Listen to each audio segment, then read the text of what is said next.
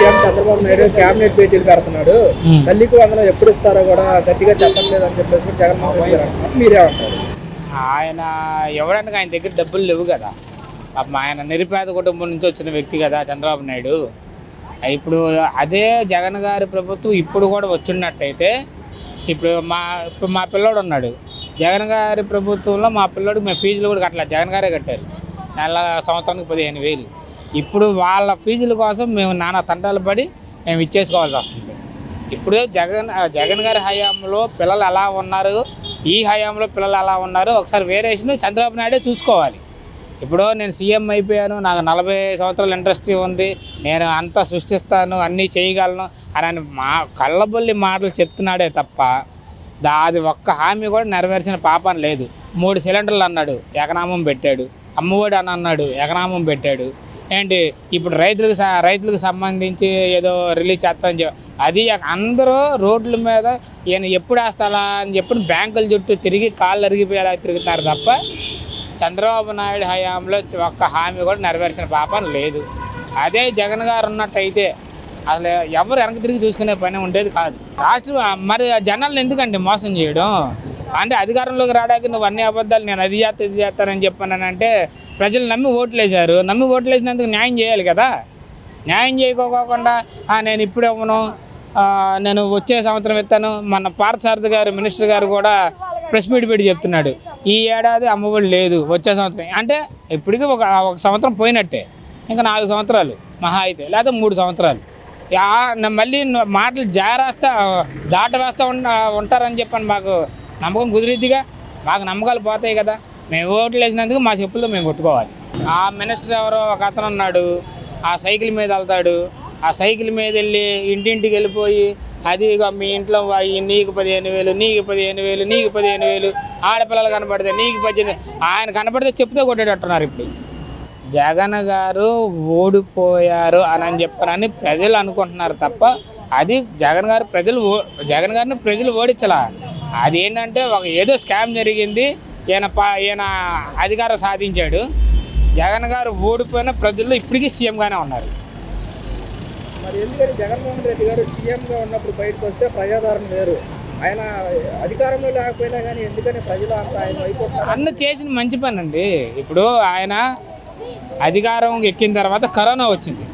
Corona వచ్చినప్పుడు ఎలా చేశాడంటే అనేది అందరూ చూశారు. ఇక్కడ తర్వాత ఆయన అధికారంలోకి వచ్చిన తర్వాత 2 సంవత్సరాలు కరోనాలో పోయింది. ఆ కరోనాలో ఎంత ఇబ్బంది పడ్డారు ప్రజలు, ఎంత నష్టపోయింది ఏంటనేది అందరికీ తెలుసు. ఆ కష్టకాలంలో కూడా పథకాలు ఆపకుండా అందరికీ వర్తించేలాగా కులం చూడడం, మతం చూడడం, ప్రాంతం చూడడం, పార్టీ చూడడం మా సిద్ధాంతం ఇది అని ఆయన అలా పేరు నిలబెట్టుకున్న నాయకుడు అనమాట. ప్రజల్లో చిరస్థాయిగా నిలిచిపోయే నాయకుడు ఆయన. మొన్న వరదలు వచ్చినాయి. ఇప్పుడు వరదలు వచ్చినాయి, రాజరాజపేట ఇవన్నీ మొత్తం ధర్నా ఒకటి జరిగింది. మేము చెప్పాము బాధలు. జగన్ గారు వారధి బ్రిడ్జి మీద నుంచి వెళ్తూ ఉంటే రోడ్డుకి అడ్డం పడిపోయి కాళ్ళ మీద పడిపోయారు. అదే వాళ్ళ చెప్పిన మాట నిలబెట్టుకున్న నాయకుడు ఎవరైతే ఉన్నారో అది జగన్మోహన్ రెడ్డి గారు ఒక్కళ్ళే. అది సంపాదించుకోవాలని అంటే ఒక ఇది ఉండాలి. ఇప్పుడు మరి జమిలీ ఎలక్షన్స్ అంటున్నారు, వైఎస్ఆర్ కాంగ్రెస్ పార్టీ మరి మేము ఈసారి జమిలీ ఎలక్షన్స్లో గెలుస్తాము, ప్రజల శాతం 40% ఓట్ బ్యాంక్ మారైతే ఉంది, ప్రజలకు ఇచ్చిన పథకాలు ఇంకా గుర్తు చేసుకుంటున్నారని చెప్పేసి జగన్మోహన్ రెడ్డి గారు అంటున్నారు. వాస్తవమే అది. జమిలీ ఎలక్షన్లు దేనికి వచ్చినాయన్నా?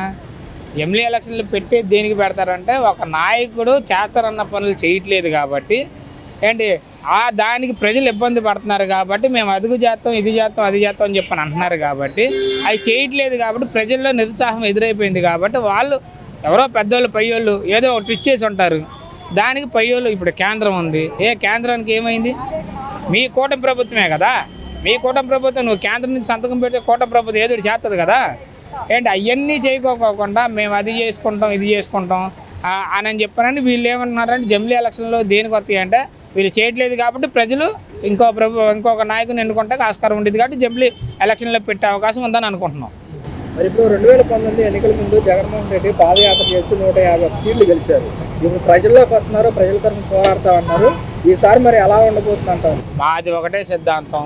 మేము అంతకుముందు ఒకటే చెప్పాం, ఇప్పుడు ఒకటే చెప్తున్నాం. మేము ఫస్ట్ నుంచి వైనాట్ 175 అని చెప్పని అనుకున్నాం. స్టిల్ ఇప్పుడు వైనాట్ 175 ఇప్పటికీ చెప్తాం. ఎందుకంటే నెక్స్ట్ ఎలక్షన్లో టీడీపీకి ఒక్క సీటే పరిమితం చేస్తారు ప్రజలు. ఇది మటుకు పక్కా. వాలంటీర్ విషయానికి వస్తే మీరే అంటారు. వాలంటీర్లని మోసం చేసింది చంద్రబాబు నాయుడు అన్న. ఎందుకంటే వాలంటీర్లకి అదే చెప్పాను కదా, ఇప్పుడు మినిస్టర్ గారు సైకిల్ వేసుకొని వెళ్తున్నారు, ఆయనే కదా మీ వాలంటీర్లకు 10,000 జీతం ఇస్తాము. అన్నీ ఉన్నాయి ప్రజల దగ్గర, అన్ని వీడియోలు ఉన్నాయి, ఇప్పుడు సోషల్ మీడియా ఉంది, అన్నిట్లో అన్నీ వచ్చేస్తున్నాయి కదా. ఆయన వెళ్ళి ఇంటికి వెళ్ళి మీరు వాలంటీరు, ఆయన 5,000 ఇచ్చాడు, మేము 10,000 ఇస్తాము అని చెప్పానని ఒక లెటర్ చూపించాడు. ఒక లెటర్ చూపించిన తర్వాత ఇప్పుడు ఆ వాలంటీర్లు తీసుకోవట్లా. ఇప్పుడు నా ఫ్రెండ్సే ఉన్నారు వాలంటీర్లు, ఏంటన్నా వెళ్ళట్లేదు ఏంట్రా మీరు డ్యూటీలకు వెళ్ళట్లేదు తీసుకోలేదు ఏంటంటే మాకు బాగా 3 నామాలు పెట్టాడన్నా అని చెప్పి నేను బాధపడుతున్నారు. వాలంటీర్స్ మరి భిక్షాటన కూడా చేస్తున్నారు. ఎన్నికల ప్రచారాల్లో వేతన కింద 10,000 ఇచ్చి కొనసాగిస్తామన్నారు. ఇప్పుడు వరకే మమ్మల్ని పట్టించుకుంటారని చెప్పారు. లేదండి, ఆయన చెప్పే మాటలు వీళ్ళు నమ్మారు కాబట్టి ఎవరేం చేయలేరు. ఇప్పుడు జగన్ గారి హయాంలో మీకు శాలరీ అనేవి వచ్చినాయి, ఆయనే పెంచుతానని చెప్పాను అన్నాడు, విడతలుగా పెంచుకుంటూ వెళ్తాను అన్నాడు. ఏంటంటే ఒకేసారి 10,000 అనే పాటికి మన వాళ్ళు కొద్దిగా ఇదైనట్టున్నారు. అదేంటంటే చేసే నాయకుడినే నమ్మాలి కానీ అబద్ధాలు చెప్పే నాయకుడిని అస్సలు నమ్మకూడదు. పవన్ కళ్యాణ్ గారు ఆయన గురించి చెప్పాలంటే కేఏ పాల్ గారి గురించి మాట్లాడుకుంటే అలా ఉంటుంది, ఆయన గురించి మాట్లాడుకుంటే అలా ఉండిద్ది.